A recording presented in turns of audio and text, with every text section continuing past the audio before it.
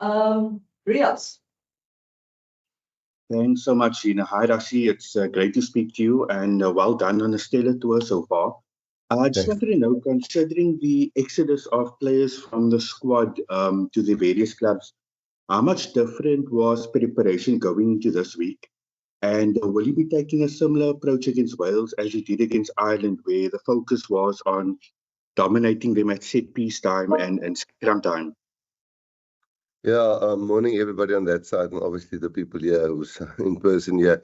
I think it's tough to decide. Listen, we're going to take him on at set piece dominance. Sometimes in a game you only get the first scrum in the 23rd minute, like the case was All Blacks. The previous game, the Welsh played against the All Blacks. Only in the 23rd minute that there was a scrum. So you can plan around trying to have scrum dominance. Maybe you get a line out here and there. But apart from that, if the game goes away from you and you don't get into those physical battles, then you have to handle them in other areas as well. The team selection was, I don't think we planned the beginning of the year that we're going to go 7-1 against them. It's actually the only guys available after discussing with our franchises. This is almost forced on us. Player 24 is Dukes Chunu, and player 25, we always appointed player 24 and 25, and 25 is Dwayne Vermeulen. So we actually, one injury and Dukes is in, another injury and Dwayne is in, so that's the chance we were willing to take for our franchises and for them to have a proper start in the URC. But yeah, I think if you look at it, you look like one who dominate with the back forwards, but our hand was a bit forced with this.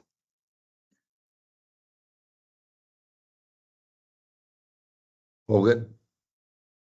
How's it, Rassie? I hope it's good on that side. Rassie, just a word on Cobus Reinach. Milestone for him, playing off the bench, Mr. Super Sub. But, just really a great guy for you guys having a team, and I'm sure you're looking for more tests from him going forward.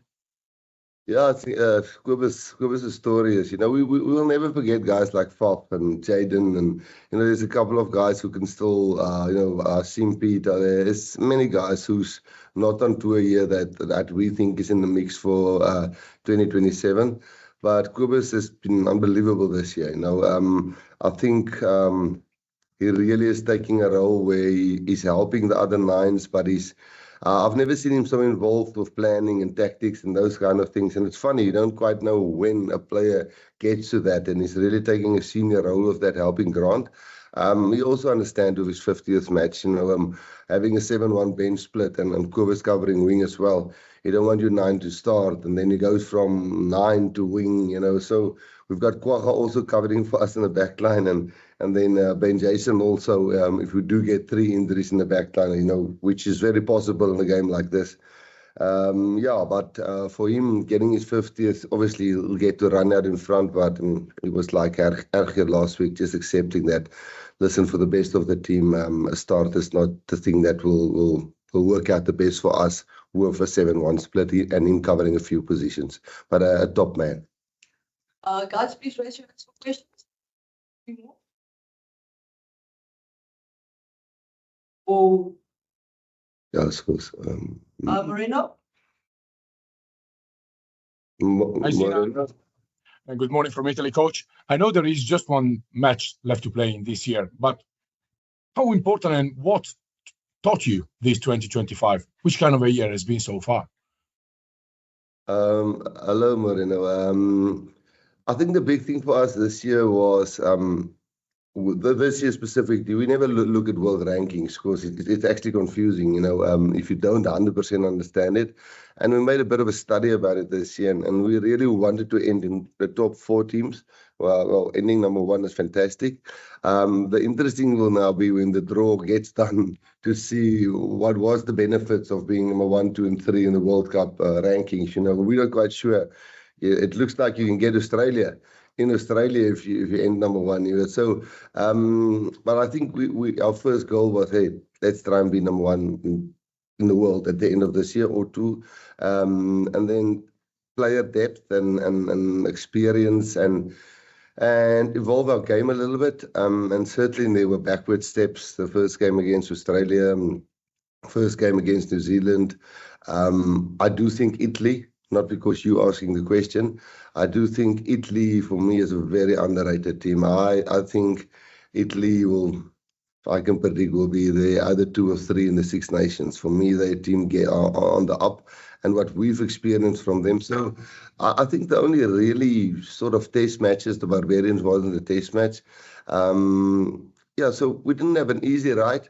And next year we're coming back again, playing Ireland here and playing France here, and obviously England, Scotland, and Wales and South Africa. So I think we've learned a lot about ourselves, but our game can definitely improve a hell of a lot more in certain areas. But overall, I think goals achieved.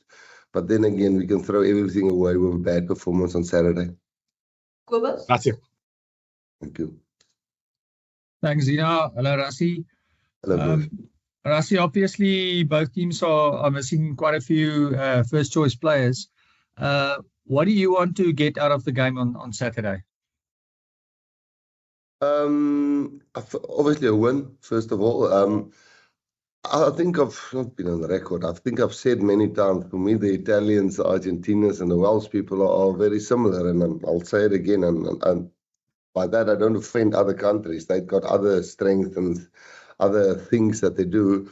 But I've always found the Italians, the Welsh, and the Argentinians to be the kind of people who doesn't give up. I don't understand currently what's going on in the Wales setup. I don't understand the politics and what works and what doesn't work. I know I played an opening game at the Millennium Stadium here and they thrashed us. The first time ever we lost against the Welsh. I know my first game as coach, head coach, 92 matches ago was against the Wales in Washington and we lost. Then the next game here, we lost again. End of year tour, we lost against the Welsh. And in the World Cup semi-final, quarter-final, it was 2 or 3 points. That was the difference when Damien de Allende scored that try. So I know deep there in the underbelly of the Welsh, there's fight. And somewhere it's going to come right. And Dandy looks like he's getting the structures together. So this team of us is the starting team is a very experienced team. You know, I think the average caps is average age is 27, 28, and I think the average caps is close to 40. And I think their caps is something like 11. So it can either be a very highly energetic team of the Welsh that gives nothing away and just fight like hell, and really surprise us, or we can grind it out if we have the right mindset and eventually try and get away from them on the scoreboard. But a difficult game to predict with a French referee. I think it's the first time he really referees at this level for Tier 1 nations. So. And I want to say, I enjoy the Welsh culture. I love the horses in front of the bus. I like the band. I like how they make the build-up. For us, it's always been a nice fixture. And this being organised since 2018, we've been coming here regularly. So we hope to win the game and fly home with our heads high. But the Welsh will certainly try and stop us. Last question online, or can we go to the floor? Percy? Thank you so much. Good afternoon, Rassie. Rassie, just net kortliks Afrikaans, Rassie, asseblief. Net jou die samestelling van jou span vir hierdie naweek se wedstryd en soos jy in Engels verduidelik het, meneer, hoe belangrik is vir julle om hierdie toer op 'n goeie noot af te eindig? Hallo Percy. Eerst die samenstelling van die span is 'n bietjie op ons af, eintlik begin in 'n hoek gewees. Jy weet, ons wil graag ons URC friends others gehelp het om 'n goeie start te hê. En dit so 'n soort van met die Stormers en met die Sharks en met die Bulls en die Lions almal gepraat oor wie kan ons kry, wie kan ons nie kry nie. So ons het 'n bietjie die dice gerol en ons het regtig net 24 spelers hierso.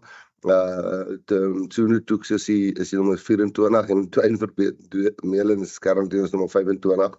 As ons nou 'n injury kry voor Saterdag, weet ons sit net met 2 skramme of so, Damien cover vir ons fly af na Sasha. So ons het ons week een van die ander persone het gevra het ons week aangepas. Ons het maandag basies net walkthroughs en stuff gedoen en meer clarity gekry en Dinsdag en Woensdag voluit geoefen, vandag af en Vrydag oefen ons. Maar ja, die 7-1 was nie 'n beplande ding, is amper maar half geforce op ons. En dis om Kobus Reinagh in sy 50ste toets van die bank af speel, omdat hy vleuel en 9 vir ons cover.